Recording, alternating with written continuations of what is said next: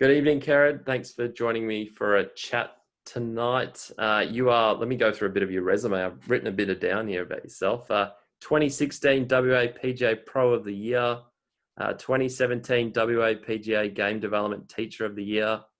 You're the High Performance State Coach for WA, Junior Camps, Pebble Beach, all-round good bloke. Welcome to the show. Don't waste your breath, mate. Don't waste your breath.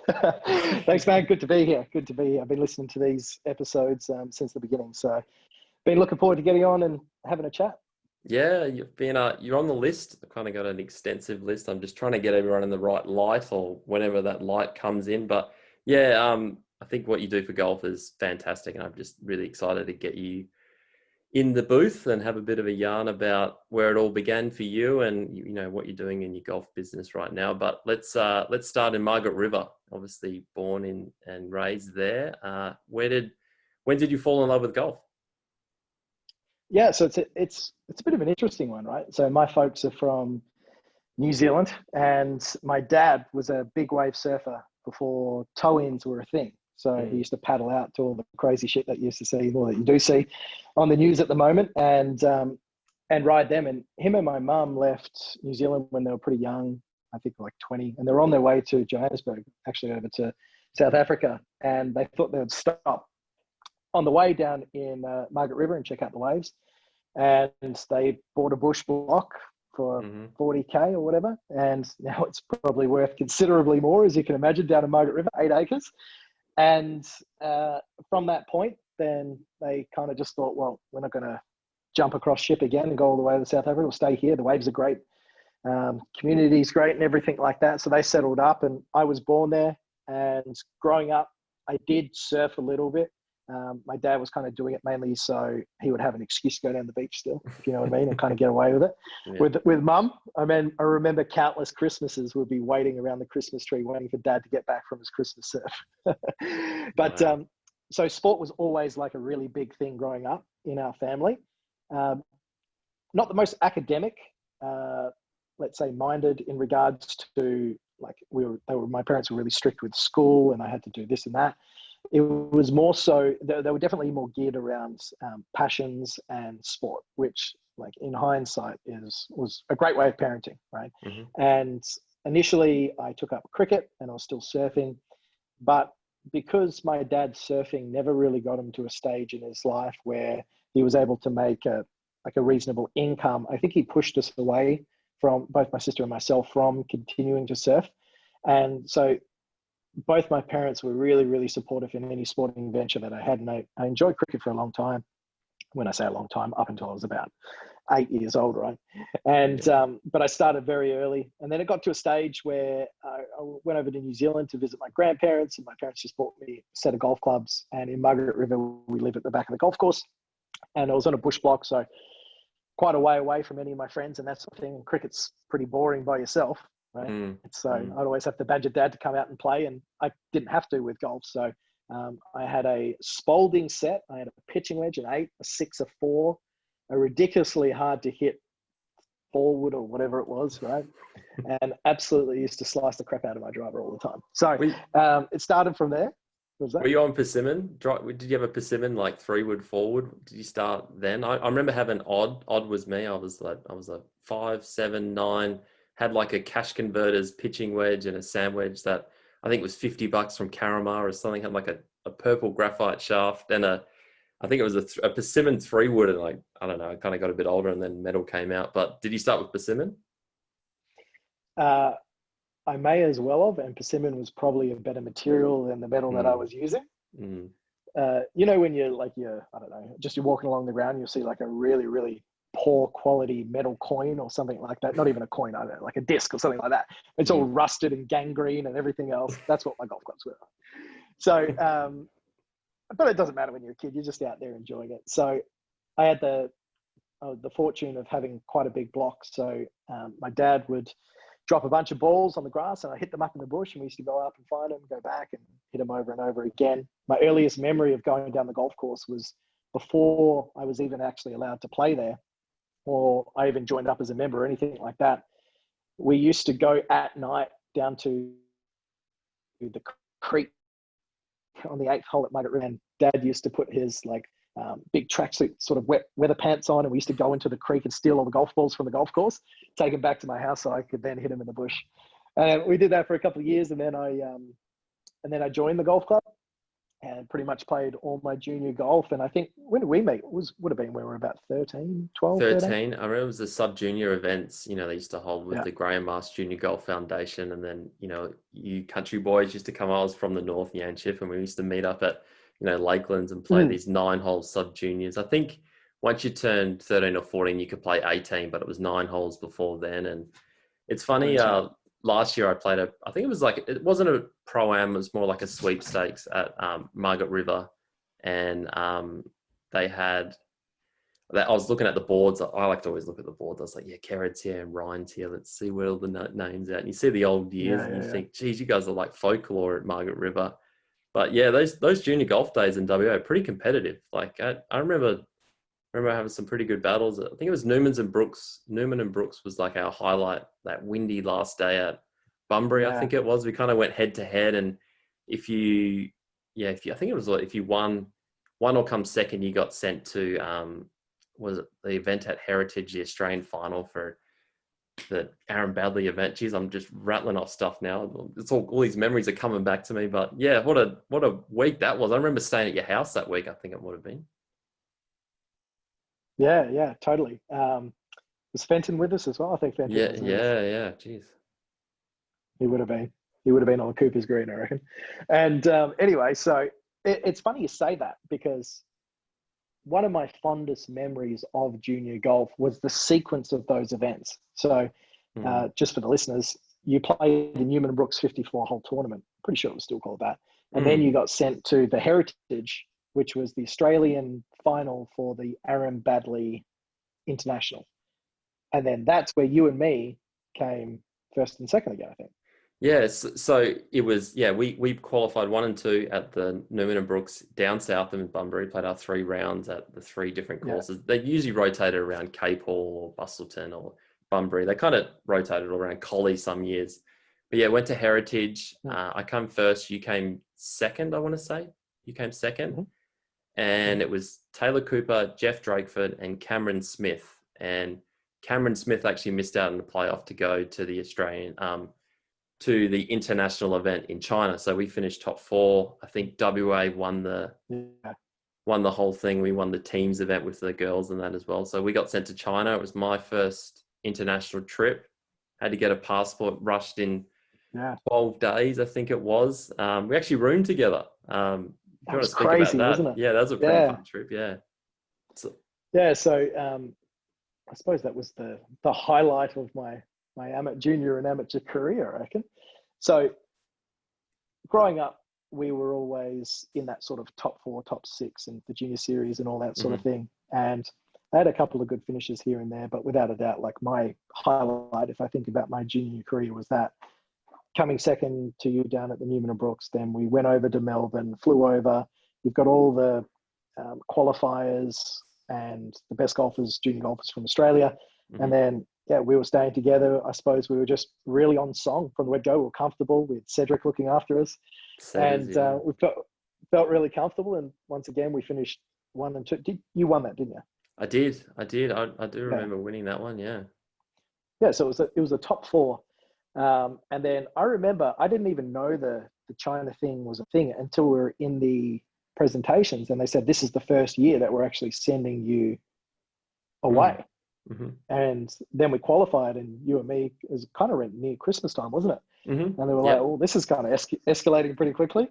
And then, then we hopped on a plane. I think we were just 18 by then. Just 18, yeah.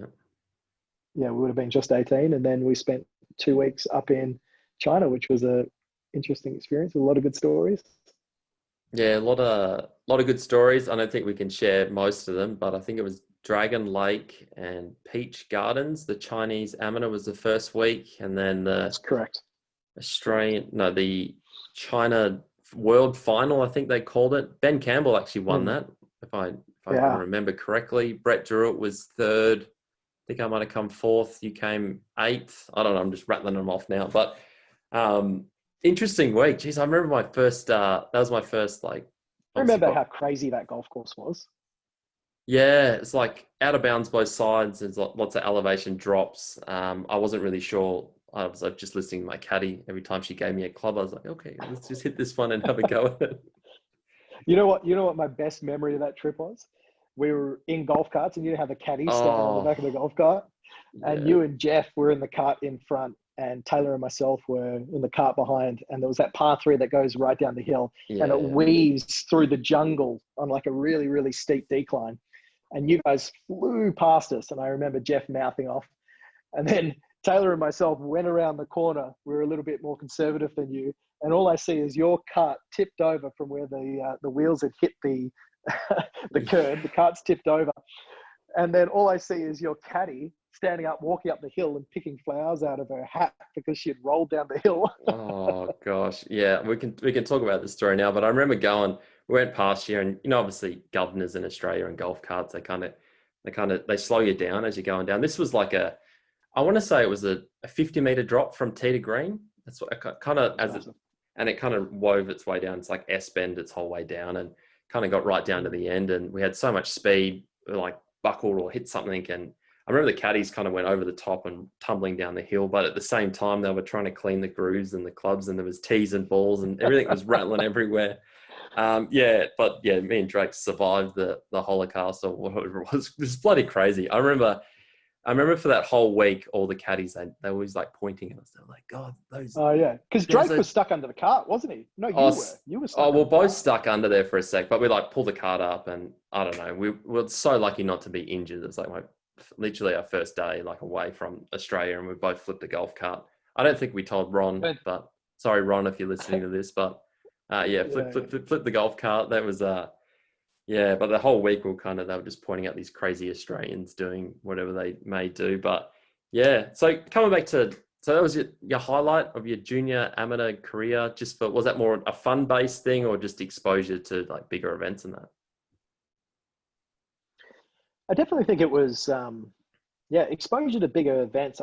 I suppose that was kind of my real first taste of what it might be like to pursue professional golf. Mm-hmm. And I felt like I was kind of around it. Definitely didn't feel like I was up the top of the ranks, kind of where yourself and a couple of the others were. Good enough to be there, of course, but I didn't really feel like I was in a position where, for example, I was going to win the event, right? Mm. And I remember having a podcast with Felipe a couple of weeks ago, whatever, and he was saying as soon as I felt like I couldn't be competitive when I was in that event, and he was saying he went out there at like, I don't know, 7 birdies, 8 bogeys, and a couple of pars or whatever he said. Yeah, yeah. In all honesty, like getting up to that point, I don't think I had 7 birdies in the tank. Now, in hindsight, like I've got some old swing footage of what I used to do on a VHS, and I was looking at the other day, and oh my God, it's no wonder why, right? I had a bucket load of inefficiencies going on. I was matching it up. So I suppose I was a very streaky putter. I was a very good chipper, streaky player, I should say. I was a very good short game player, pretty good iron player, but really driving was my big downfall. Over time now, having a better understanding of technical, I've kind of definitely ironed that out. But I think personally, in regards to it being a highlight, without a doubt, there was probably a big lack of self-belief deep down when it came to the pursuit of competing at the highest level. And as my career went on from 18 to when I ended up retiring, playing when I was 24, even though I felt like I gave it a good crack, I really don't think I truly believed it. And I think that led me down a path of trying to figure out the ins and outs of where I was going wrong with my technical proficiency, which I think has probably led me to be in the position that I am now with coaching. And there was some glaringly obvious technical errors there. And I think that definitely bled into sort of my mentality around the game as well. And just the lack of self-belief in big instances. So even though I did get results and I won tournaments, I think in the pursuit of the PGA Tour level stuff, especially with the kids that I teach now, and you see the kids in the state team and the other pros that I teach, you can see the guys that are going to make it because are very in tune with their answers and what they're doing with their nonverbal communication, how they look, what's going on with their eyes. And you can see it straight off the bat, right? You can see if this kid's a thoroughbred. But if you ask them a loaded question that you know the answer and you know what you're looking for, and they give you like a very direct, responsible answer, and you know it's coming from the heart, what I see in those players that I teach now, I know I didn't have when I was younger. So you going back to your like self-confidence and belief in yourself, do you think that stems from either like a mentor or like people you surround yourself as a kid, a junior, or, you know, a lot of people talk about you just born with it or whatever it may be, but you know, we know now that you can develop these things over time by having, you know, insulated with people that can help you along the way. I'd love to hear your take on that. Of course. Yeah. So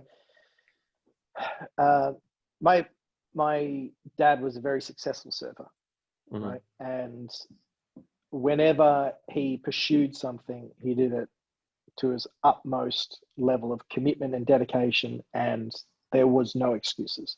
And my dad was incredibly supportive of my golf, but he understood what it was required to get to the next level, right? So I think growing up, there was not pressure from my parents, because in hindsight, it's led me to where I am now, which I'm extremely happy with.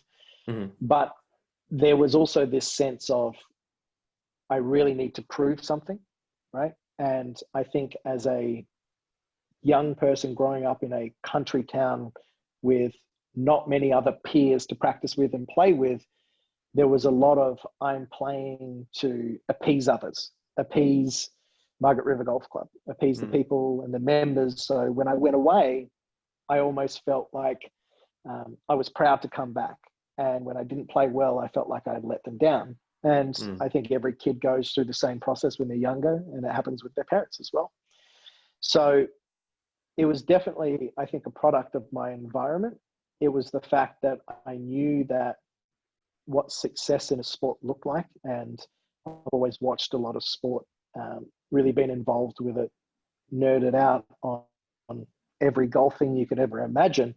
So it also go through the process of envisioning what it would be like to be in that position. So I would put a lot of internal pressure on myself to sort of achieve that. And I think in hindsight now, reflecting upon that, I didn't respond well to that. And then in high pressure situations, I took the flight path rather than the fight. And I think that then showed or highlighted, let's say, technical errors or decision-making errors that were evident in my golf game. So when you're talking about technical proficiency and psychological proficiency to execute under pressure, every golfer has, let's say, a series of inefficiencies in their golf swings, right? Even professionals, or all professionals have inefficiencies. And then they have a series of compensations. So, for example, let's talk about Jordan Spieth. And maybe it's highlighted a little bit more of recent that technical changes might be necessary for Jordan. But Jordan has always had a traditionally very weak left-hand grip. And he's made a compensation through beating thousands and thousands of golf balls of flexing his lead arm through impact. For listeners, essentially just a bit of a chicken wing. And that for him squares his face up at impact, right? Now, if he is in a position where he's incredibly mentally and intrinsically confident in what he does and how he does it, and he's got huge self-belief, it's not an issue. He doesn't question it. He doesn't try and look for answers any other way. And I think that's probably what he's trying to do now, right? But for a long time, it wasn't an issue. Now, let's say if you're a recreational golfer, you don't practice that much, you haven't had any lessons, you're generally going to have a lot of inefficiencies in your golf swing. So on your day, you can compensate for those. You can have timing, your hand-eye coordination kicks in, and you can hit great shots. So you can have the funkiest action in the world and have a great day. But the difference between that and a professional is if you average out 100 rounds, the level of consistency, which is what all golfers are looking for more of, comes down to your ability to manage your inefficiencies and compensations and eliminate the cancerous aspects of them, so you don't have to rely on timing to get the job. Yeah, it's and when I was younger playing, I had a lot of glaringly obvious inefficiencies that I was trying to compensate for, but I don't think I had the mental fortitude to grit Mm, through it and mm. have the self-belief that I could do it otherwise. Yeah, it's hearing your story about all of that. It's it's a very common theme about, no, I wouldn't say common, because a lot of athletes and human beings growing up go through this. It's just who are doing it for and dealing with the pressures of being at a golf club or even any organization. There's a lot more low times than high times. That's kind of like when you're trying to do Sure. something that is 1%, that's very special, especially trying to get on the PGA Tour and win on the PGA Tour and Mm, do something excellent, because there's so many great players. We both know that. There's just it's a very small niche for not a whole lot of people. It's big oh yeah. pressure it's a big pressure to deal with. And going back to Jordan Spieth about his patterns as such, he's got a few things going on, but that period of golf he played when he won pretty much nearly all four majors, in my eyes, he honestly could have won all four majors. Mm, Hottest player on earth. It's kind of, do you just leave him like that and and just just live with that he's just going to be streaky and win lots of events at a time and have really low lows, or just try have a medium career, I get, like just an mm, average career, above average career? You can't say he has an above average career because he's had nearly a Hall of Fame career already for what he done at such an early age. It kind of comes back to, we'll go deeper into this soon, but the whole journey, the whole thing about how good can you actually get as a player, as a person, and that's something we all yeah. should be trying to chase. It's just, we're talking before we started recording here that a lot of people just try, um, do it all at once. They don't see it all Yeah. as a whole journey. Like, and that's, yeah, you moving into your coaching role now, it's you communicating that to the kids. It must be difficult at times, for sure. Yeah. I think I was on a recent podcast with another golf instructor, and he asked me a question, and he goes, would you get a golf lesson off yourself when you just started playing? So after you started playing and you just started coaching. So when I was transitioning out of playing, so I did my PGA apprenticeship, so my Mm-hmm. traineeship when I was 19. So that gives me the qualification to essentially coach in Australia. Um, he asked me the question, when you finished pursuing playing, so fast forward, we went to Aaron Badley together. We continued to play amateur golf. Um, I did my traineeship, which effectively just makes you a professional, and did all the trainee events. As soon as I finished my traineeship, I did 2 years of playing, went to Asian Q School and just played around Australia just for those 2 years. And then once I wrapped up, a few things led to that decision. And then I got to that point where I started coaching. And I was doing a little bit here and there before I took a head pro role and went really down into coaching after that. But Mm-hmm. those first few lessons um, were probably not the best technically, but I was able to empathize with players in their situation when they were out on course. And I think that's what tour players are very capable and very good at doing when I've seen them coach players. Well, they've been there. They're, yeah, That's the whole exactly, thing. exactly. They've been there, trying to hit that shot where the player is trying to relate with the coach. They know that the pressures of trying to hit the fairway on the 18th hole when you've got a good round going. When there's trouble Mm, on the left or right, like as a good player. yeah, yeah. And I think having that experience makes me as a coach um, be able to communicate with my students to a higher level and create a connection with them and understanding and instill confidence with each other that we're there for each other through those times. So Mm. definitely, without a doubt, having that playing experience has helped massively with coaching. Yeah, so 19 doing your traineeship, that's I think it's a great thing to do, especially if you want to be involved with golf. And Mm, you made the decision at 23, 24 that you were just going to dive right into your coaching. And I think it's it's a great thing you've come to that. I think a lot of people don't reach it that early in their life. A lot of people, like, if they ask themselves and be really reflective of how I'm actually feeling about doing this for the long run and really trying to make it out there on as a touring professional. A lot of people don't have conversations with themselves. I think they probably need to be had more.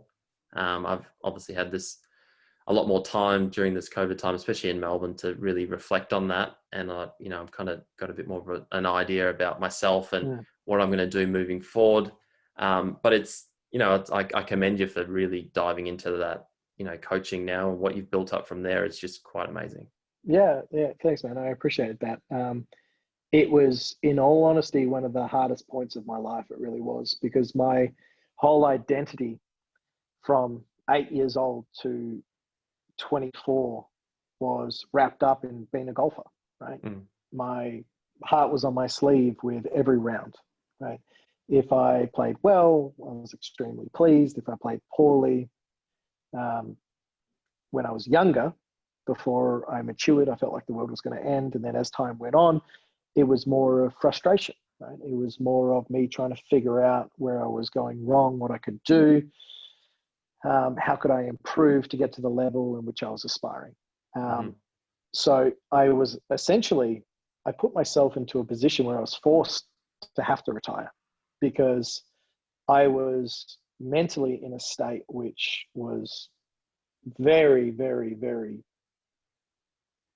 challenging, very challenging. So to kind of give you a rundown of how it all transpired and how I ended up making that decision into coaching. When I did my traineeship, my parents kind of said to me, they go, well, you're 19, you're not in like the Golf Australia clique and that sort of thing. You want to turn pro and you can, that's fine. I was shooting in the 60s. I was winning junior events. I won amateur events. So I could do it. And Mm-hmm. maybe my game was going to develop better as a professional. And that's kind of the mentality I thought. Mm-hmm. And effectively, I was in a bit of limbo, just doing odd jobs. And my parents said to me, so, well, you can either do your traineeship or go to university, because you just want to make sure that you've got something concrete that you can fall back onto. So I did my traineeship, but when I started my traineeship, it wasn't to go down the route of being a head pro or coach. It was literally to use those 3 years to play professional golf, because trainees play against trainees and you're playing for money. So it's a great way to build that muscle. Have a busy schedule, so it simulates traveling. So for example, you've got to work 40 hours in a shop, you've got to do your assignments and everything like that. Mm-hmm. So you've got to be very effective with your time management. You've got to practice, you've got to have high intensity amounts of commitment and dedication to what you're doing. So then when it comes to the Monday trainee matches, you can switch on, you can go away and play. And throughout the traineeship, I started off really strong with playing. It was my strongest part, and it was kind of academics by the whim. Second year, when I started learning about coaching, I became fascinated with it, absolutely fascinated with it. Mm-hmm. And I was geeking out on everything like you wouldn't believe. And obviously, at the same time that I was really enjoying that, my academics improved greatly. And when I finished my traineeship, I finished as the Ducks, or the top in Australia. And that, in the same point, was almost my downfall, transitioning out of playing really well when I started my traineeship to, by the end of it, struggling, thinking I could do it because I was working on my technique. But in hindsight, now as a coach, we know it's far more than just hitting a golf ball, right? Mm-hmm. I couldn't put the pieces of the puzzle together. I had an idea of what to do, but I didn't really know how to convert that into playing. So my technique was getting better, but I wasn't able to gamify it. And then I was under the illusion, however, that because my technique was better, that when I came out of my traineeship, I'd go straight to Asian Tour School. So I finished my traineeship in November of 2013. I went to Asian Tour School in December or January, whenever it is. Yeah, it's like around Christmas, I think it is. Yeah. Yeah, it's around Christmas time. Yeah. And went over, did all the right things, got there a couple of weeks early, went down, did some practice rounds, prepared myself. As fate would have it, I got food poisoning like the night before tour school. So I ended up shooting a couple of 75s or something like that. So I missed the cut. So spent all this money with no job to come back with. Had my heart on my sleeve, didn't really understand the you wouldn't play a tournament until June or July. And then if you didn't play well in the first couple, you get re-ranked, so you've got no chance anyway. Mm-hmm. So I made a very dumb decision by quitting my job, going out on a whim, thinking I was going to play. I did have a sponsor when I left, and then the sponsor pulled out when I left. So pretty much on the flight over, he sent me a message, said, sorry, I can't fund your trip anymore. So I put it all on my credit card, came back, it was 10 grand in a hole when I got back. And I didn't have a job, and I didn't have any events to play in because the Aussie Pro-Am circuit wasn't kicking up until May. So there was a huge period there where I was just lost in limbo. So what did I do? Came back to Perth, and I thought, you know what I need to do? I need to get better at my technique, right? So I just grounded out every day down at Maylands, practicing. Technique got better and better and better, but it ran a lot deeper than that, right? I had lost the belief in what I was doing through those couple of years, through the constant reference experiences of being in a pressure situation, especially off the tee, I had the driver yips, right? Where I would consolidate the knowing internally that I couldn't execute it when I needed to. And so then I pretty much lied to myself for 2 years. And I went and played a whole bunch of pro-ams, and I'd have good finishes. Sure, I'd come top 5. I think my best result was at the Cod Open. I shot 7 or 8 under, finished second or third. But you're a pro golfer, you can put things together occasionally, but to be able to do that when it matters over a long period of time is the real challenge. And that's where the best are incredibly good and so much better than what the average recreational golfer actually thinks. So then it got to the stage where the last tournament I played, the second last tournament I played, going back to kind of highlight this story, was in Papua New Guinea. And I went over there. It was a horrible situation. I had a billet that wasn't really ideal. Kind of was dropping me off late before my tee-offs, was picking me up late. So I was at the golf course by myself all the time. I was very, very uncomfortable. A lot of the guys were staying in hotel rooms with others. I didn't have that at all. Spent 2 weeks there, and on the way back to the airport, we effectively got robbed by some drunk army men that steered us down a gravel road, tapped guns up the side of our car, and pretty much said that we're going to take you back to jail. I was at this time at 4 o'clock in the morning, 2 weeks. I made enough money to kind of pay for my expenses, but I was pretty checked out by that point, right? Happy to get on the plane, got back to Perth. My last event was the WAPGA out in Kalgoorlie. And I remember the first round, practice round, stood up there, didn't want to be there. I reckon I shot low 80s or something like that, which I hadn't done for ages. Zero confidence, didn't want to play the next day, and pretty much just broke down after that second round. And I was like, that was the turning point where I had no idea what to do with my life. I hadn't even thought about coaching at all. I'd spent my whole life building up to this point where I was going to make it to tour, and I just proved myself for 2 years straight that I couldn't do it, right? And it was incredibly difficult to take. So then I went back to Perth after that trip, and I pretty much hung the clubs up. And from that point, I then did a bunch of odd jobs here and there. I was landscaping for my mate's company, like raking mulch. I was laboring for a plasterer, so I was mixing mud, putting it on walls. I was doing everything in between. And this is really where the story starts to kick in about how I got into coaching. So you're just trying to find yourself on that whole period. It's just, it's just such a, it's like, I've been to PNG. It's not the safest place. I've been in South America, and, these things do happen when you're on tour, and, it happens to maybe 1 or 2 people once a year, maybe sometimes.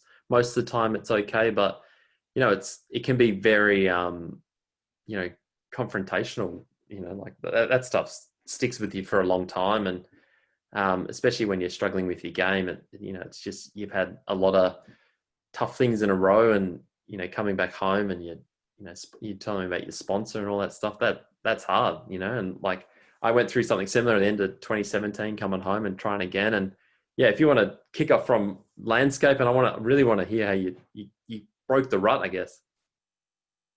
Yeah. So, there was a huge sense of pride in the fact that I finished #1 in academics. And I think throughout that process, without knowing, when I set my mind to something that I can control, right, that I feel like I have control over, which is probably a better thing, like studying, theory, tests, I can control that, right? I can't control, or I feel like I can't control back then, was me standing up on the first tee, water all the way up the right, and me trusting myself not to hit it in the water. So throughout the traineeship, I almost diverted my focus, my passion, my intensity into the academics. And what I really liked about it was I was getting results, right? And be it that I was trying to do it to get noticed, maybe, I don't know, but it was hugely gratifying to be able to look at a list, because they give out lists of like the top 10 playing averages and the top 10 academics, and see myself at the top of the list, right? And I thought at that point, I was like, well, even if golf, so golf is obviously at this stage, it's not going to make me money. This is what I was thinking when I was 24. Like I could keep struggling, I could keep going through it, but I knew deep down that I couldn't. So I thought I did really well in my traineeship. So I put it on ice for a couple of years, if you know what I mean. I realized that I did well and I really enjoyed that part of it, but I was so transfixed on trying to make it playing professionally. I was very single-minded, right? And narrow focused, I should say. So then when I was going through the process of doing all these real hard laborious jobs, a lot of them I was able to put my headphones in and just do the work. So for example, I used to work for a landscaping company. They would give you certain tasks like weeding or planting or raking mulch or something like that. And you essentially just go out and do it until it's done.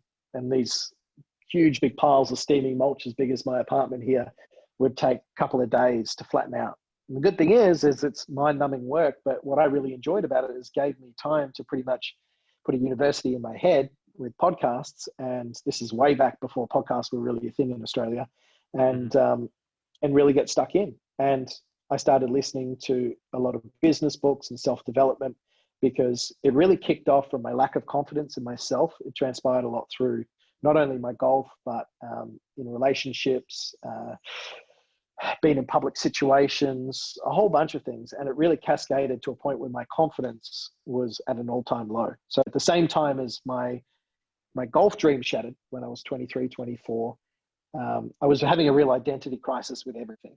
And I really wasn't happy with the person I was at that stage, because I would wake up in the morning and I would feel this like dread that my life was not how I wanted it to pan out. So I was very, very, very determined to try and figure it out. And I was probably the turning point in my life was that I did do these hard laborious jobs that gave me time to be able to really sit and digest audiobooks and podcasts. And I started listening to a whole bunch of self-development, personal improvement, and business books. And then during that time, I started listening to a lot of stories about successful golf coaches. And I would become just obsessed with learning how the best in golf coaching got to where they were. And I was like, well, I finished high in academics. I love golf. I really, really enjoy teaching. I myself am not a selfish person. I'm a selfless person. Like I love helping others and getting them success. Nothing makes me happier than knowing that you played a role in someone's triumph, and being there as a fan on the sidelines and seeing them have success. Like that's something that really, really excites me. And I didn't really know how to articulate that until now, or when I went through that process. And so when I was listening to all these podcasts, then I started to try and really dive in. I became obsessed with business, obsessed with money. Very similar to our friend Smithy. So same sort of turning point at the same time. So I've got a big entrepreneurial bone in my body, very business minded, and golf coaching is what I do, but business is what I love, right? So it goes hand in hand with sales and marketing and everything else in between. That it's just propelled my business to where it is now. Golf coaching is the vessel that I've used to really utilize this. I was listening to all these successful golf coaches And I was trying to figure out, what do I do? How do I get a teaching role? Because I identified that being stuck in a pro shop, you've got a capped income. And I became obsessed with earning potential. It's like, how do I make the most out of money out of what I do, and really, really enjoy my career? I definitely know, after doing all these jobs around hard physical labor, that golf is what I want to do. I love golf more than anything, absolutely anything. I don't love playing golf. I love just being in golf. And so I figured out that teaching was my way to do that. I feel like I could have the best of both worlds. And I was listening to all these successful golf coaches, and they had great names, great recognition. They were earning great money. So I thought, this is what I wanted to do. Now, the problem in WA at that time was it was incredibly hard just to get a coaching job. You had to become an assistant pro, do shop hours, work under someone. There was no spots available at a Wembley or at a Joondalup or at a Maylands. So my hands were kind of tied. I didn't really know what to do. So I ended up taking an assistant role at Maylands, and I was just working in the shop. I had the ability to teach there, but based on the other teachers, I had certain limitations. I couldn't market. I couldn't do all these sort of, it was very restricting, very restricting. So I was itching to get out there as much as possible. So during this time, I started applying for every job under the sun, every coaching job under the sun. So I was a member of all these groups in the US that were posting jobs all throughout the UAE, all throughout UK, Asia. And I was literally applying to everything you can imagine. And there was this job that came up in, it was Al Badia Golf Club in, I think it was Dubai. It came up, and I got down to the final 2 of 100 and something applicants. The reason I got down to that was because the guy that was the senior instructor at the time, he was an Aussie as well. So he was kind of on the same page. He understood where I came from. Anyway, I didn't get the job. I think they gave it to someone that was able to go and visit there. I was a young guy. They were taking a risk, even though I had good credentials from my traineeship and I had been doing coaching. It was too much of a risk for them. Well, that's what they told me. And so I lost that job. And once again, I just kept getting knocked back. It's one of those weird situations where you need experience to get the job, but the only way you get experience is by getting the job. But it's crazy. So it's so crazy that whole concept. It's like, yeah, you've got this piece of paper, but you need 3 years of this little job so you can actually get on the door. It's like, the only way I'm going to get that is if someone vouches for me and gives me a chance. Like if you meet me, you'll love me. That's kind of like how I've always seen it. You know, if you just give me a chance. Yeah. That's exactly where I was at, and I was frustrated. I was ready to move away, like in a heartbeat. I was packing my stuff to go to UAE, very much to my parents' displeasure at that time. But I was willing to go anyway. And then luckily, even though I didn't want to work in a golf shop, I kind of figured out that the only way I'm going to be able to gain any career capital, so to build myself up reputation wise to eventually get a coaching job, was to get a head professional role. And it just happened to be that week that a head pro role down in Bustleton, which is just north of Margaret River, for those of you who don't know, it's a couple of hours south of Perth, came up. Now, my whole life, I've been trying to get away from Margaret River, right? But I've realized that even though I love it, it's a beautiful place. People want to move there all the time. For what we do, golf is not in Margaret River. It is a retirement place, right? It's there where you've got a bucket load of money, you just want to chill out, have your family, that's fine. But you need to be in the metro. You need to be in the metro area. Yeah, you need to be where people are, right? And I was aspiring to do a lot more, and I needed people to do that. So, however, I knew that taking this this job was the most important thing I could ever do. So I ended up applying for it. I knew the GM at the time. He used to be a member at Margaret River, so I had a foot in my door. I think I just turned 25, so I was kind of over the cusp of being a little bit young. I had experience coaching. I interviewed really well, and I got the job. So 25, I think I was still 24 when I got it, was very young to be a head pro. They gave me a start. And as soon as I took the job, I was like, great, got the job, got the title, can put that on the resume. I'm going to start looking for other teaching jobs. Now, in reality, I knew I needed it to have it for a year and a half, 2 years. But throughout that time, like I nailed it out for a year. And all I was doing throughout that first year at Bustleton was doing a good job in the shop, doing everything as well as I could, but I was coaching as much as I could. And I had a crazy work schedule.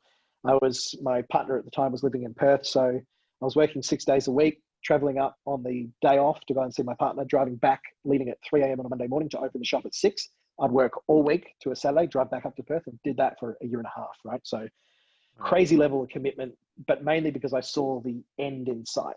I was obsessed with trying to get out of Bustleton. Like, even though I knew it was as important as it was at that point in time, I knew it was a stepping stone. So I used that time to then geek out on everything golf coaching, hone that craft as much as I tried to hone my playing skills over the years. And I ended up attending a seminar in Thailand. So whenever I got a holiday, I would essentially just fly around the world, try and shadow coaches, go to seminars, try and meet people, network, because I thought that's the only way that I'm going to get a job, just coaching, build the career capital after I had become a head pro. And while I was listening to these podcasts and watching all these famous golf instructors, there was one guy that rang true to me more than anything. If I could project myself in 30 years' time, this is the guy that I wanted to be. His name was Jeff Ritter, and he was working in Pebble Beach, right? And he was presenting up in Thailand alongside Jordan Spieth's coach, a coach called James Siekman, who's a world-famous short game coach, and Jeff Ritter. He went up there, and so I booked a ticket, went up there. I was one of the only white guys there. Introduced myself, invited him out for a beer, built some rapport, really went out of my comfort zone like you wouldn't believe. Across this whole time, I was personal development, not only just in golf, but like with networking, public situations, public speaking, women, everything you can imagine. I was trying to upgrade fitness, health. I was just on this very single-minded pursuit. Yeah, it was crazy. Single-minded pursuit of improvement. And I just got obsessed with it because I was seeing results. So I went up, introduced myself to this guy called Jeff, and built rapport, came back, and he was kind of mentoring me from a distance. Got to a point where I was getting like at my wit's end at Bustleton because I was getting frustrated, not at the job, not at the situation, at the situation, but just in my position that I just wanted to coach, and I had pro shop obligations, and it was really getting to me.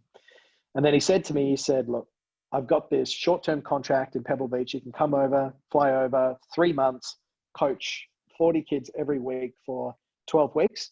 But I don't know how that's going to suit in with your job at home. So as soon as he asked me that, I quit my job on the spot, right? I took a leap of faith, flew over to the US, did a 3-month contract working with him, the best experience I've ever had in my life. Absolutely incredible. And then while I was over there, fate has it that the Joondalup job came up. I effectively got that job because of my position in Pebble, interviewed over the phone, came back, they gave me the job, and I've been there for 3.5, 4 years since. Wow. That's a very well-rounded story. Got a few questions about that actually. So your biggest inspiration, Jeff, sorry, I don't want to get his name wrong. Jeff Riddle, is that the guy? Jeff Ritter. Jeff Ritter. So you're obviously tracking his movements. You saw his seminar, and you just, you really saw him as like a guy you wanted to aspire to. Is that you were like, this is the guy, and you just went out of your comfort zone and really put yourself in that situation. How was he? And people in those positions of, if you want to get somewhere, are they approachable? Like, how was your experience with that? So the reason I identified Jeff specifically was not because of the players that he taught, because he doesn't teach tour pros. It was because of the podcast that I heard with him, his level of self-belief, confidence, his enthusiasm, and his love for the game, and the love for business, and his love for sharing, and his communication skills, his presentation skills were just phenomenal. And early on in golf coaching, I identified that, as with anything, any job, anything you do in life, if you're willing to do the stuff that everyone else is not, so if you're in the 0.1%, you're going to get opportunities that others aren't. And I remember him saying that in a podcast when I was raking mulch, and I went up to Thailand, and I pretty much just got him to digress a lot more on that point right there. And he gave me the ins and outs of his story. And he's had immense struggles, immense, to the point 10x what you and me have probably been through. And it all kind of shaped his personality into position where he got onto this pursuit of personal development and business development, which I was on at that same time. So he really empathized with my position, which is, I think, he kind of identified, and that's why he became a mentor to me. And we just clicked straight off the bat, and we've been best, but even though he's probably early 50s now, we've been best buddies for a good 4 or 5 years now, speak all the time. Yeah. It's, so he was exactly like I would have imagined, but he was 10 times more open and helpful and supportive than I could have ever wished for.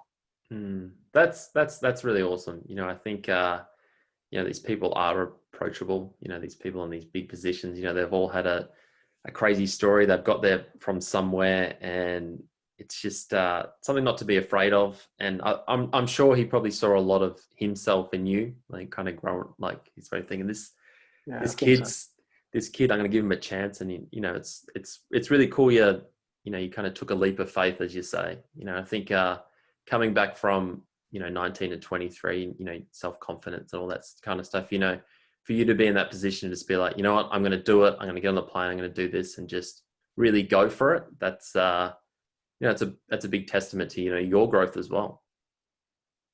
Yeah. And it's funny, you look back on it and the dominoes just fell at the perfect time, even though in the moment it didn't feel like it. The only way that I had the balls to go up and speak to him, because of all the hard work and all the failures that I had previous and all the personal work on myself in regards to improvement and confidence I had done, that I didn't want to. I was shit scared, right? I didn't want to go up and speak to him because I had been idolizing this guy. And for some people, it's easy. They've got no issue talking to people. But for me, mate, I was packing myself.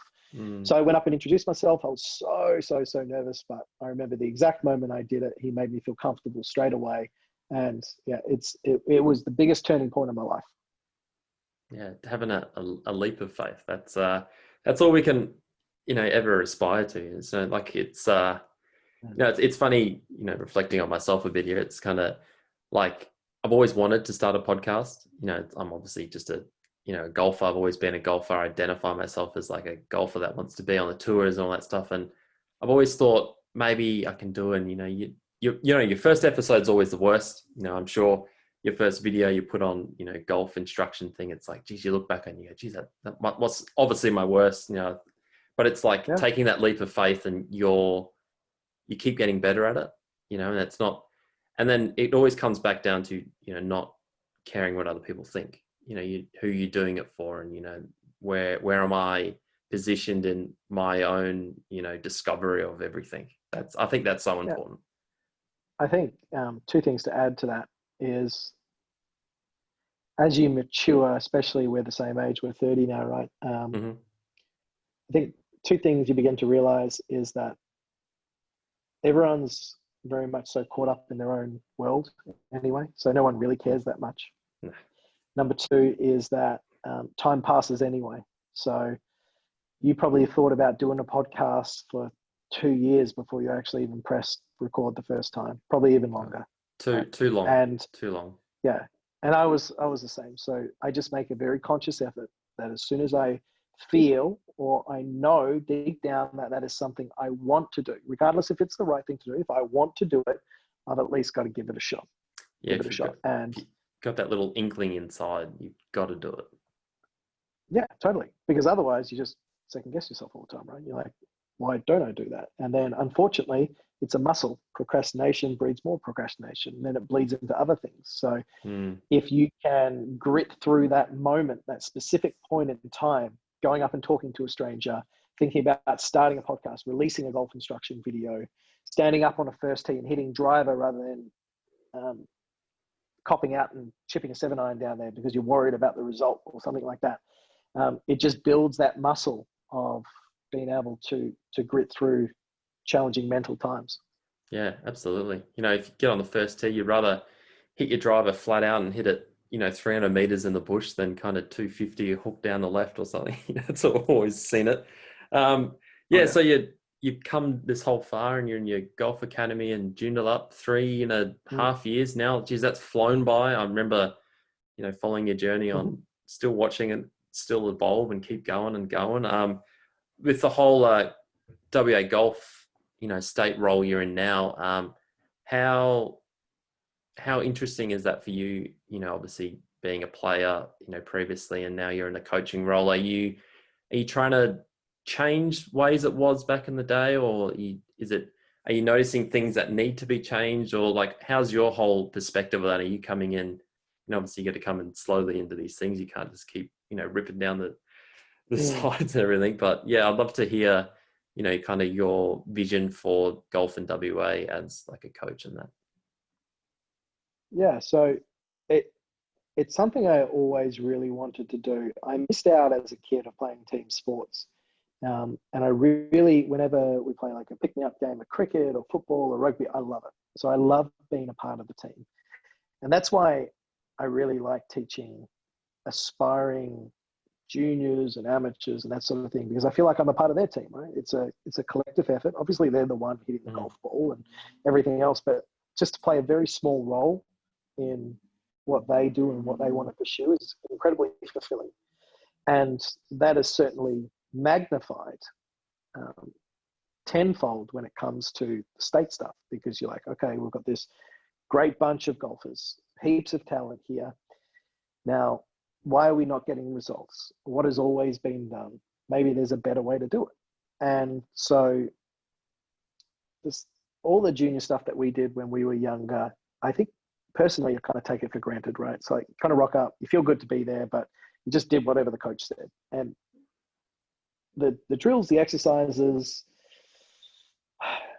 Well, you're just excited. You're just really excited to be. I remember being at Wembley, there's like I remember even the advanced squad days, and there was like 30, 40 kids, and you broke off into like 4 groups. There was 10 juniors, and we're playing like, north, south, east, west, 3, 4 footers, and you're pairing up. I remember having a putting comp with Aidan Bay to drop a name. Like, we were kind of really intense in these putting comps, but it was just the atmosphere and all the parents around watching, and it was kind of like this like arena. It felt like we weren't taking anything in. And I think even as an amateur and even like those high performance training, it was just, I wasn't really sure if I learned anything. I got, a lot of good drills, and it was cool to be around players that were better than me at the time. But yeah, it's really interesting. You go and practice these days and you're like, clear focus. What am I going to do? What am I trying to achieve today? And that's all that matters. And you think about all these, I'd say squad training meets we had for, the 3-4 years. It's thinking, where's the direction? It kind of feels like we're kind of going all over the place. Yeah. And I think the biggest thing there was, I really think that Golf WA has tightened up a lot in what they do. I think they do a great job now. Yeah, absolutely. I think it's not to say that what I think is right, but I would like to try something different in regards to the format of the training. So at the moment, we've got a very condensed schedule. So they will, for example, announce a state squad. You'll do 3 training sessions with the squad. You pick the team, you do 3 with the team, and then you go away. So it's a very small timeline, right? I would like to see that evolve into a year-long thing and have year-long leaderboards. So not only are the kids keeping themselves accountable to their scoring in events, but let's say we've got certain skills tests in certain areas of the game where once a month they have to register the results under the eye of a state coach. Now, it's not that, it would be a little bit logistically challenging, but I think things like that could really make a huge difference in the catchment pool of the kids and keeping the ones that I think Golf WA and Golf Australia do a really, really, really good job with the top dogs, right? The middle and lower, I feel like there's room to improve and build those players up or keep them involved a lot more. It's definitely improved a lot more since we were younger, that's for sure. And it's getting a lot better with the development kids now. I think just year-long trainings, without a doubt, are probably, from my perspective, something that I would really like to see. And we've had discussions, and we're looking at sort of employing those sort of tactics over the coming seasons. This year's thrown things off a little bit, but in the years to come, I'm sure it will be something that we look at. Yeah, it's you kind of not like we try to compare too much, but you see the successes of other states. You know, obviously New South Wales and Victoria and Queensland are the three big ones that they either rotate who wins the interstate series. And you see a lot of these kids as juniors, they play, there's 6, 8, 10 or whatever they may be, and they kind of go through this whole 12-month thing, what you've been talking about. And they definitely, I'm not sure whether it's a budget thing or it may be, obviously whatever it is, bigger states, whatever it may be. And they groom these kids, and and that whole catchment thing you're talking about, they do stay in the system, and they keep progressing. It's about being accountable, and they are accountable, every week. I remember I partaked in a year of, VIS training and living in Melbourne while I was playing pennant over here, and you see how they train. And, it's definitely a few levels up than, where we were in WA at the time. It's great that you've recognized that for sure. Yeah.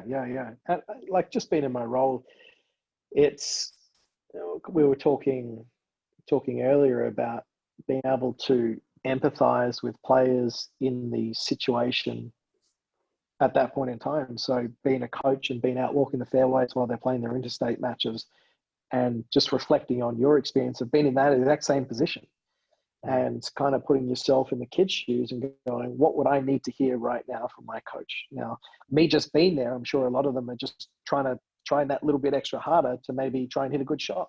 So I need to diffuse that in a way, make them feel comfortable, and then make them understand that it's a comfortable position for them to be in with me watching, and I'm there to assist them with what they need, and just make sure that they're able to find that extra gear when necessary and say the right thing at the right time, so they know that I'm there to support them and they're not being judged. And I think that's, as a golf coach who primarily does individual sessions and group stuff and golf tours and that sort of thing, being able to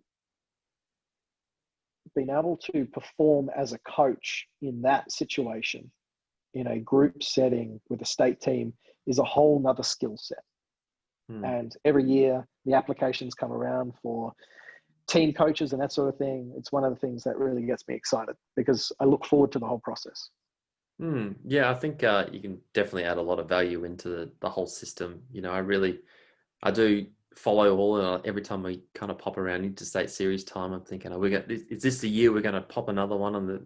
And it was great to see you win one with the women's. How was? If you want to talk about like a few highlights of that week, it was great to see you. I could see your mug up on the screen. Got another interstate series. Fantastic. Yeah, so it was my first one, actually. So it was 2017, I think it was. It was actually it was the girls, not the women's. Yeah. But it was at Royal Perth. And we definitely went the strongest team. I think the selections in regard to order of play were probably paramount that week. We got lucky that a couple of the stronger sides, like your Queenslands and Vic, unsuspectingly lost early on. So by the last day, we didn't really have any pressure. We had already really won. We just needed to pull out a couple of matches, and we were home and hosed. And the girls were so excited, and it was just a great thing to be a part of it. I think at the end of the day, that series itself really came down to our draw, and the fact that we were in a position where we played the two hardest teams last, but it didn't really matter by that stage because they had lost earlier. So it took a lot of pressure off the girls, but we got the right side of the draw, and so be it. Mate, ended up winning. You've just got to roll with the right side of the draw. I think the right side of the draw in golf is definitely a thing. I played a bit of golf in like Scotland and in England. There's like sides of draws that don't make cuts. It's just crazy. I remember I kind of think of like the British Amateur I played, and there was like 10 people from my side of the draw on my course that made the cut. It was like ridiculous. And like there was like 2 people that made the match play from there out of 320 people. And you just is what it is. It's just freak stuff. But yeah, not so much these days. It's very even. Professionals, golfers, they try to keep it as fair as possible. But those morning rounds, you definitely need to get out there and get it done. Before we stop talking about golf, what is your whole take on Bryson, him changing the game? Are you buying into it? Are you getting everyone to get their speeds up to 125 miles an hour? What's your take on that? Sorry, bud, you just cut out there. What was that again? Oh, sorry. What's your take on Bryson? Are we trying to get everything to 125 mile an hour? Are we going down that path now? Yeah. So in regards to golf coaching, and the stats really don't lie when it comes to playing on the PGA Tour. The closer you are to the hole, regardless if you're in the fairway or the rough, it really doesn't matter anymore, especially the courses that they're playing there. So bomb and gouge, as they've called it, for lack of a better term, is working really well. Can't remember the exact stats from Wolf and Bryson in the US Open, but they were on the low end of, definitely the lower end of hitting fairways. I think Bryson was the US champion, the only US champ, or the US champion with the least amount of fairways hit ever. Yeah, it was like 40, it was low 40%. It was like, or high 30% or so. Like, he didn't even care. He was just like, if I hit it on the right side of the rough, it's fine. I can hit it on the green and just go from there. And he's really, he's really got a lot of people thinking what they need to do with their golf wise moving forward, especially on the PGA Tour. What kind of player and what type of tour is it going to look like in 10 years when everyone's hitting it, 350 yards or even close to 400 yards? I find it really interesting, and because I do listen to quite a lot of podcasts, and for ages there were quite a few people on podcasts saying all they need to do is grow the rough up and make the fairway shorter, because then there won't be any penalty for hitting it long. But it's kind of just throwing that completely out the window, right? The only thing that they can probably do is just add a heap more bunkers, right? And make it very, very penalizing in certain parts of the holes. That's an incredibly expensive exercise. The number one thing they can just do is maybe just make a pro ball. That's it. I think just dial back the ball for the pros and keep amateurs the same. I don't think they should change amateur golf at all. I think they should keep it the same. Just keep it a pro ball, kind of like they do with, I think they do it with baseball, with the baseball bats, or a lot of other sports sort of have some difference in between what the pros use and then what the amateurs use. And like it or love it, I think that's probably the best thing to do. I think it's exciting to see how far the guys are hitting it. I love watching them bomb it. I love it. I love it. I definitely think it, for a lot of the players, so if you take Wolf and Bryson out of that field, and there's probably it would have been a lot more interesting event in the US Open. But I think it's I still think it's really exciting to watch. And even if they do dial back the ball, he's still going to be hitting it longer than everyone. The difference will be that instead of hitting sand wedges into the hole, he might have a 7-iron, which makes a big difference when you're hitting out of the rough. Huge difference when that rough's 4 or 5 inches long and going up there. But yeah, you're right there. Baseball have wooden bats in the pros, and then in college they have the metal bats, and they limit it that way. That's just.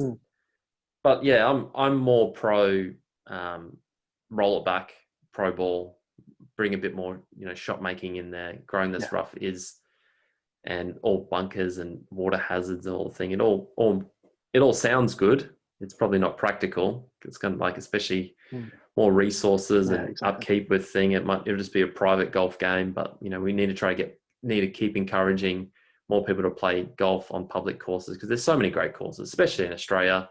We're so lucky that golf is so affordable here, compared to a lot of different countries. You've seen that overseas as well. How expensive was Pebble Beach to play? That's, you're looking upwards of nearly close to $1,000 a round. We arguably, especially in Victoria, we can go and play a, top 100 course in the country for under $50. And people are still complaining they got to carry a sand bucket or whatever it is. But yeah, it's a crazy world. It's all perspective. It's all perspective.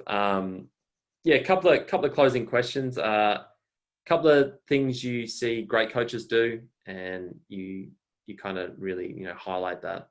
If you could kind of elaborate on that, that'd be great. A couple of things that I see great golf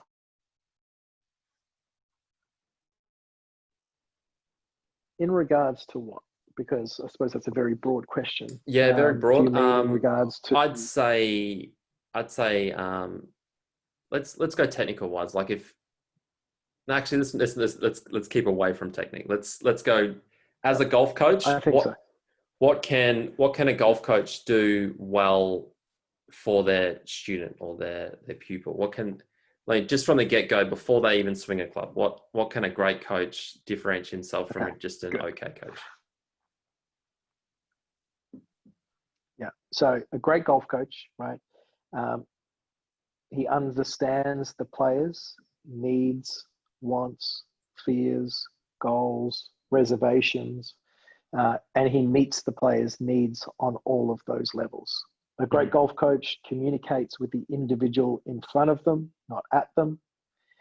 A great golf coach can be able to manage 8 different personalities coming through the door every day, be able to say the same thing 8 different ways so that the student in front of them understands the information, gets motivated, inspired to apply the information and get out there and succeed on whatever level that looks like. A great golf coach is someone who, to summarize, understands the player that's standing in front of them, builds rapport, a connection and trust, and then gets results as a result of the way that they communicate the technical information and all the soft skills of development. So how to get the ball in the hole. Beautifully said. That's spot on. Now I see a lot of qualities in great coaches that do that for sure. They especially with my coach, I'm probably not the easiest student to coach, especially growing up, because I was such a field player. I still am.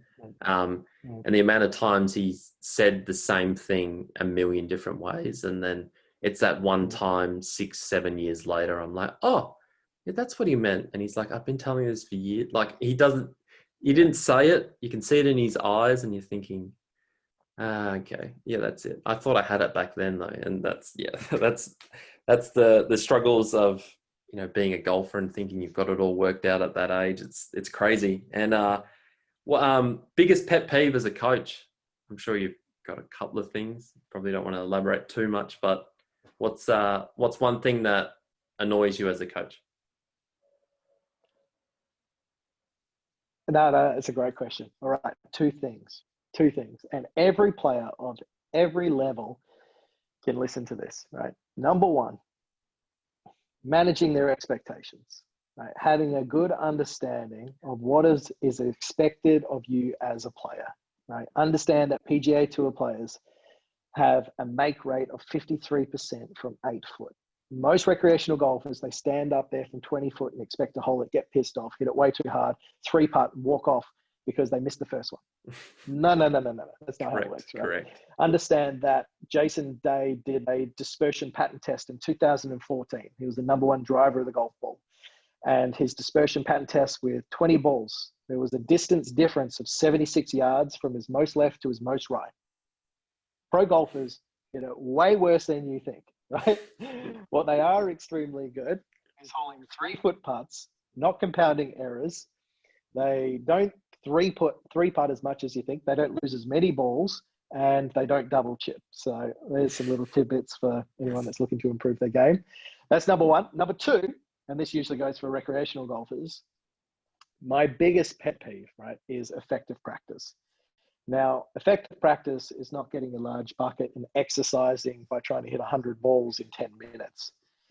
If you watch a true professional hone his craft, slow, deliberate rehearsals, exaggerating what they feel like they need to do, whatever the coach has told them, whatever they're trying to work on, to the 100th degree, more exaggerated than what they know that they should, because the golf swing is an incredibly fast motion with fine motor skills. The only way you're going to change your technique is by doing it slow, over and over and over again. Dry drills, give feedback in front of a mirror, have noodles in the way. You need feedback, you need to be able to see it, and you need to exaggerate it to change. If you don't, it's not going to happen for you.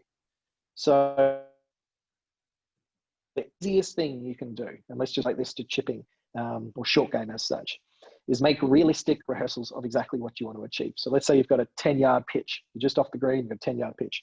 You stand up there with your sandwich. How many times will you see recreational golfers, A, not even take a practice swing or rehearsal swing, and then B, take a wildly different swing than they're actually going to hit when they've got that 10-yard pitch?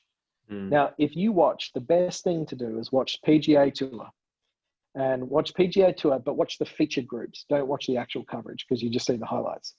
And then watch the amount of time that they spend in their routines, not only visualizing and figuring out what they're going to do, but especially on short game, this is where I really love it, and putting, is how realistic their practice swings are relative to what they're going to do. Now, that doesn't always mean swing length, but it definitely means contact with the ground.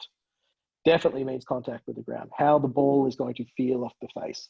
And that is the way that you're going to establish that feel, be able to build those soft skills that are going to make you a far better golfer, not by grabbing a large bucket and hitting as many golf balls as you can in as short a time possible.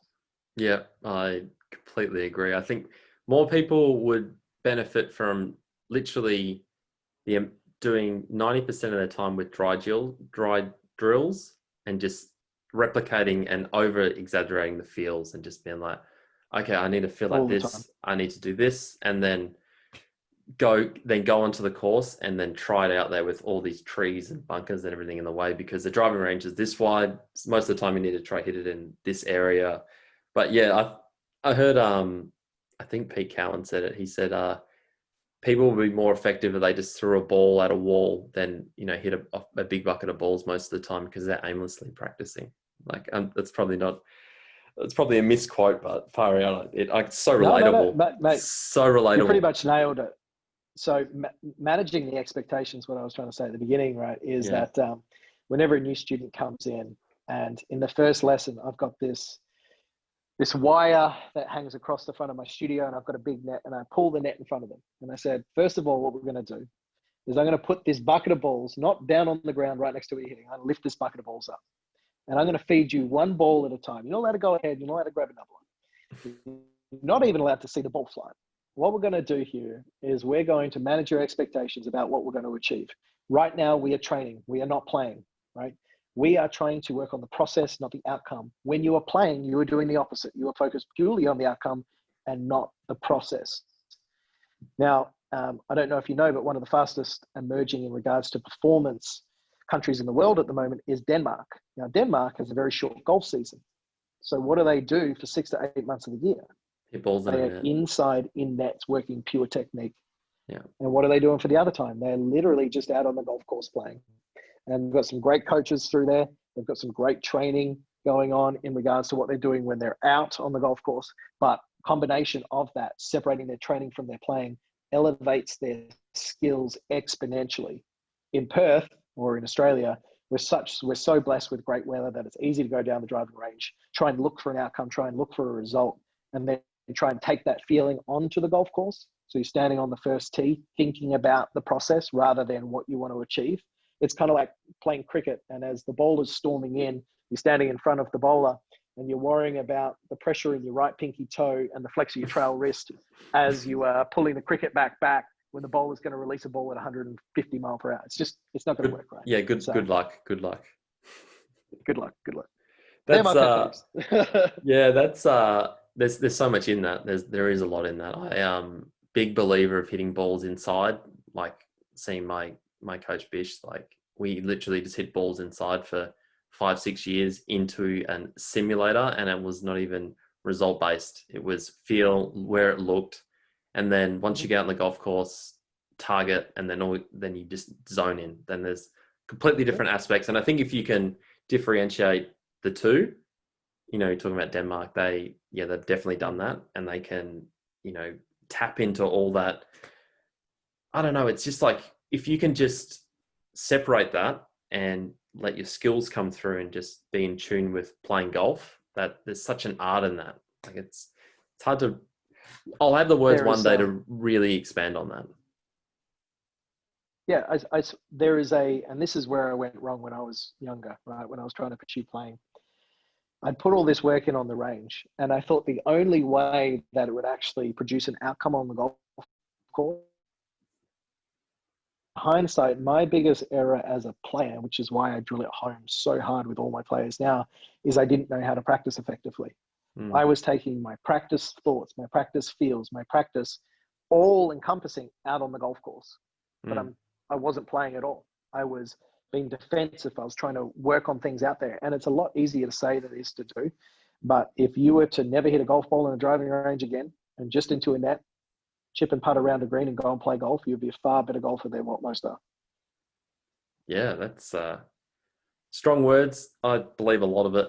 That's probably a great place to round it up before our one question. You can ask me anything. We could literally go on forever about this. We'll have to get you on again. But yeah, it's been a ride. Absolutely loved it. But if there's a question you'd like to ask me, you're more than welcome to go ahead.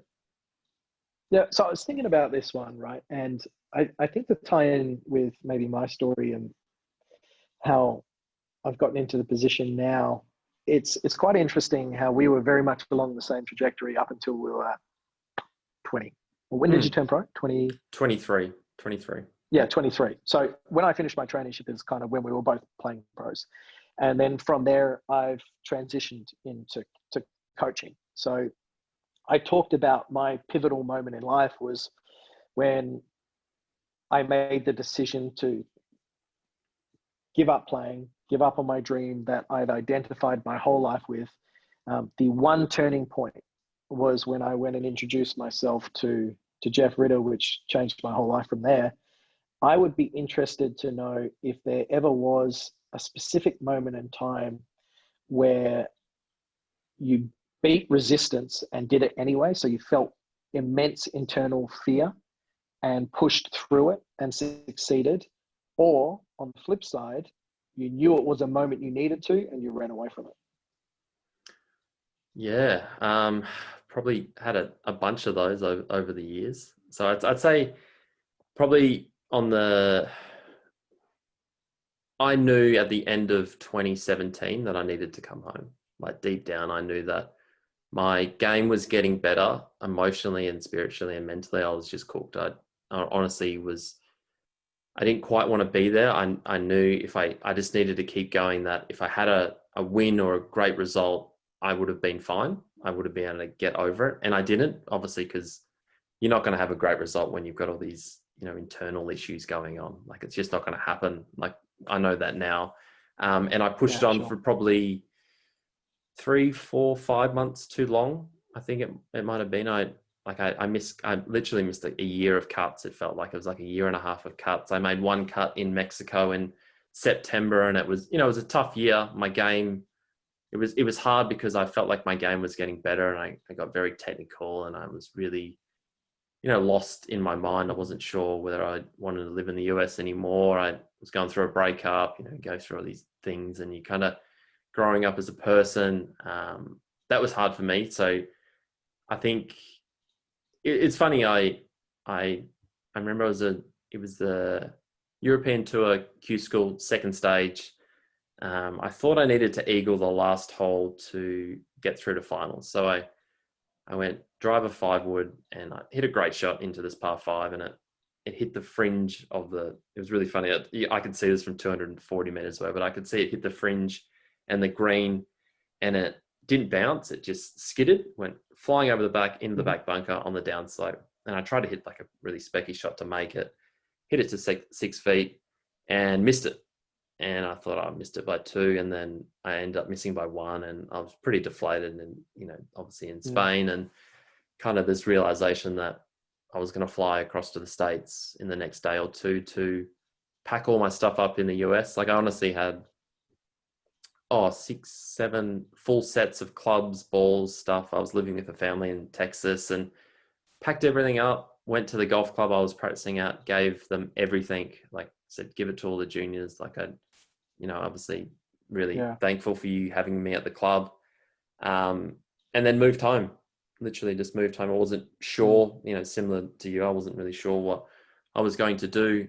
I thought I'd just go to Q School in Australia and get my card and then play next year.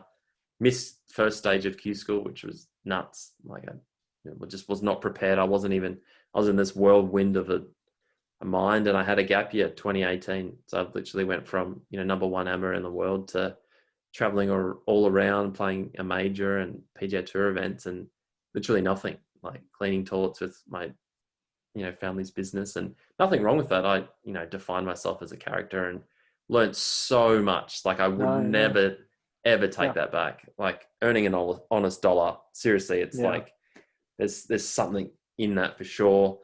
I'd say on a positive end of that spectrum, like a big light bulb moment. Um, Gosh, I think, last year was pretty, obviously all the good stuff as an amateur and your first couple of years as a pros, highlighted. But I think I always look back at, going again. That's kind of because it would have been Mm. so much. I think for a lot of people, it's easier just to stop, 2018. Sure. And so 2018, I, obviously told my story a lot. And I, in a nutshell, I worked, played a couple of pro-ams, and I was just playing socially, having really good results. Like I think I finished top 10 in both W Open and WPGA, and every Mm. pro-am I finished top 5, and I hadn't practiced, just earning Mm. an honest dollar. And I thought, well, maybe I'll go get my card. I got my card next year, and then I just started playing pro-ams and never really done it. And because I always loved golf, I think that's what kept me going. And I always had this urge inside that it's not done. Like, I Yeah. think at the end of the day, if you still have um, a fire inside of you to do it, like whatever that is, like for you, it's business, coaching, Mm. underlying business. I think it's funny, our friend group, me, you and Smithy, we're all very business minded. We are trying to Mm. a high level of success, whatever that may looks like. And whether, my vessel is playing golf or, getting into something, sports wise or whatever it is, I'll get there Sure. because I want to, and I still have that Yeah. desire inside. Yeah. So for the positive end of that spectrum, I'd say just playing pro-ams last year really helped with that, building a bit of confidence. I loved golf. And just, I think there's a lot to say about, you know, your dry jewels at home, your practice on the range, Mm. shooting 65 in a club comp, winning a club championship, going to a pro-am and winning a 2-dayer, winning a 4-dayer, winning an international event. There's so many different stages to that, and then even winning a major, and then winning Ryder Cups and Presidents Cups and those things. I think it's such a process, and I think a lot of people want the top bit straight away, and they don't quite want to Yeah. do all the work to get there. Like me, like for me personally, like winning a 1-day pro-am, at the start of 2019 was the biggest thing in the world, and getting up there and trying to say a couple of words to a sponsor for winning a pro-am was the biggest step for me, just moving forward. Mm. I think Yeah. some people think, oh, it's just a $1,500 check and he shot a really good score for the day. It's like, no, these are defining moments for people that are, especially in my position. I'm sure a lot of people are in different spots in their lives and Sure. careers and stuff. But yeah, for me, it's just the cumulative effect of everything in that year. And then it's crazy because, the New Zealand Open was my last 4-round event, and had a shocker the first day at the Hills. It was like a horrific windy day. I shot 3 over, played really well. Like I thought I played pretty good. Saw the scoring, it was a lot Mm. lower than that. And I had it up against me to try and make the cut the next day at Millbrook. And, obviously it blew again in the, it's just, wave of the draws or whatever it is. And I don't know, I woke up that morning and made a decision that I was going to make the cut. And that's a Yeah. crazy thing. It's a powerful thing. And I think a lot of times, if you don't have that fight inside to do that, you're done. You might as well do something else. Like Yeah. I clearly think that in my mind. I've gotten better at not moping as long. Like if I'm having my Mm. sad moment, it's kind of like you just need to get over it. Like it's okay to recognize that stuff isn't going well, but it's getting over it and putting a plan in place and then going next steps. We're going to do this. I We're going to think do this. I think the getting over it bit all starts with awareness, right? The getting Yes, over it bit correct. all starts with awareness. Like when you're younger, you're not mature enough to be aware that negative thoughts are Mm. thoughts, or even you just assume whatever your brain's telling you is correct. But when you go through as many ups and downs as what you've been through in your career, and as a lot of people have, you begin to realize that everything you think is not always so. And you can become aware of that. You become more self-aware. You can rechannel, redirect those thoughts. And then when you do get those successes, you really understand, you put yourself in a position where it's intensely gratifying because you know that you've been through such a process to get there. So if you were to get all the glory without the bumps, it wouldn't be nearly as satisfying. I completely agree. Completely agree. And you're so right with the awareness. You know, you're not mature enough, you know, even at early 20s. You know, I know I wasn't, you know, I probably reached a little bit of that at 28, 29. I know at 30 now, and I've had all this time to really think this year about it all. It's like, all right, where am I in the world? How am I going to do this? And let's go from here. And yeah, it's a beautiful thing when something goes right, when you've had a big journey. And everyone has a big, you know, it's not just a journey like this. It's up and down and across and sideways, and everyone has that. And I think it's funny sometimes, you know, especially the rise of social media and all these things. It's portrayed that it's not like that.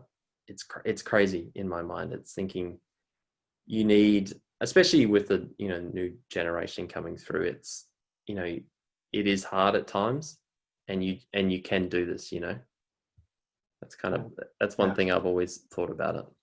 Yeah. Totally agree. But that's why things like this is so great, mate, because everyone's trying to show their highlight reel. So for you to be able to put yourself in a position now where there's a lot of authenticity behind what you're saying, and having all your guests on and talking about their personal struggles, I think it humanizes it a lot more. So you're doing a great thing, and I think it brings awareness to a lot of important factors in people's life that probably don't get enough notoriety. So it's a great thing that you're doing.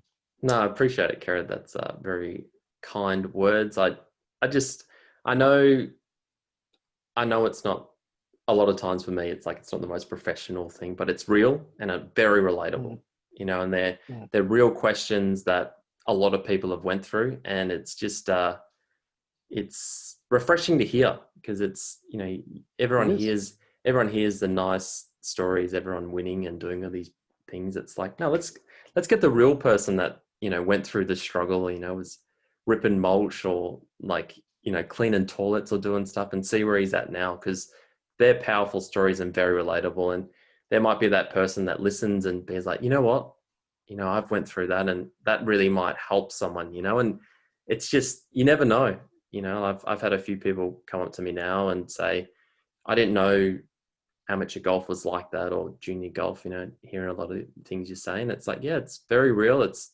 tough. It's, you know, these are the things you need to ask yourself these questions. But yeah, it's been a ride so far. I'm obviously right at the start of this journey, but I've just enjoyed talking to my mates, talking to people I'm really interested about hearing their stories. And it's been great to tell yours, Kerrod.